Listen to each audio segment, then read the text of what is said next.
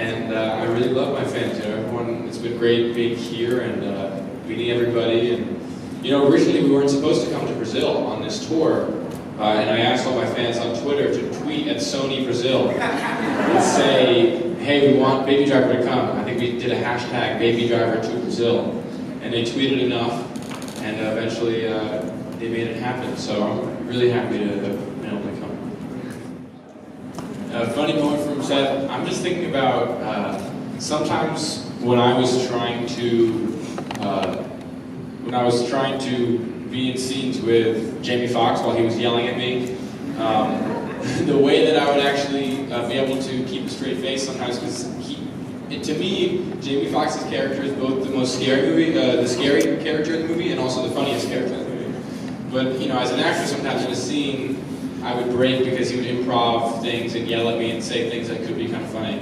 So I would reach in my pocket and turn the volume up in my headphones all the way, so I couldn't even hear what he was saying, just like Baby would.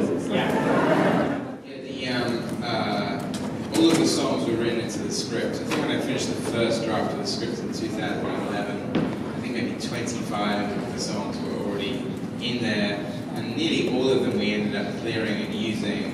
And the good thing about that is we cleared all the music before we started filming, because then we could probably choreograph the scenes to those songs, knowing that we had them.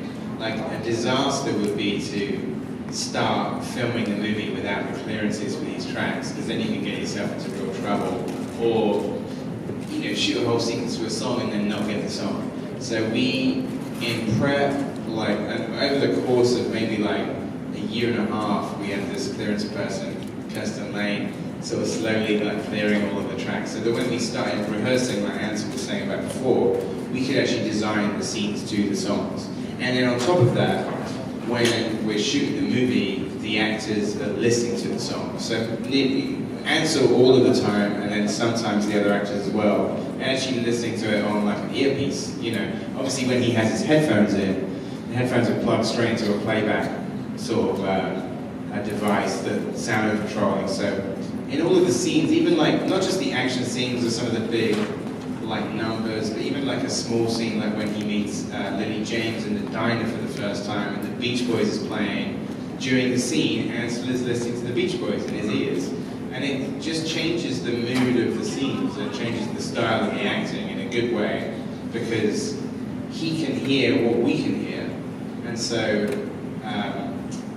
there's that word diegetic, which means that the sound is all happening in the sequence. It's happening in actuality, and that was my idea for the movie. It was almost like a diegetic musical. Every song that you hear, apart from the final fact, which is kind of interesting, but every song that you hear is happening in the sequence.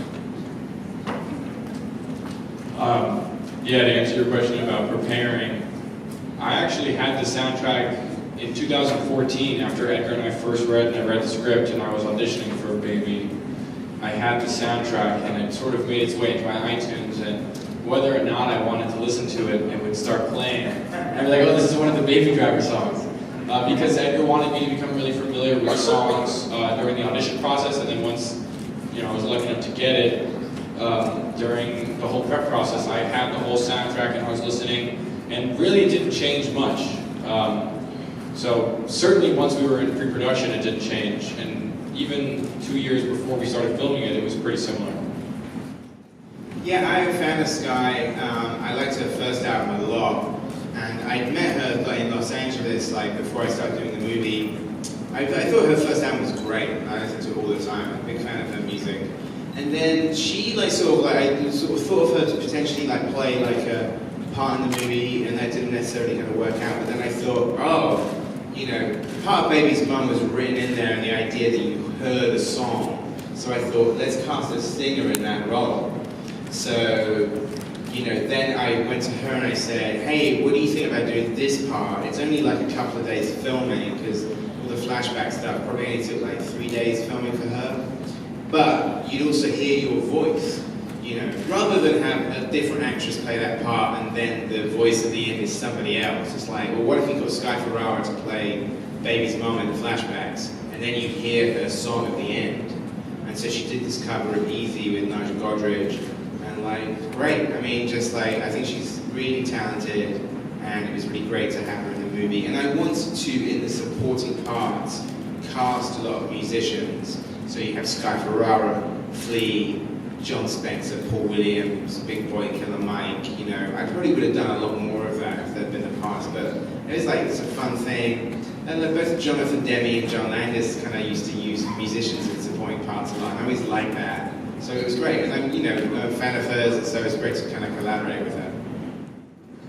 Oh, I am in the movie because in that sequence, in the Emily Coffee Run sequence, by accident, I am in one of the reflections in the window watching the sequence, and this is absolutely true. I don't know if you, it's that bit when Ansel's playing the trumpet, like he's outside the trumpet shop and he's kind of playing the trumpet. You can see me in the reflection really clearly, and it was a mistake.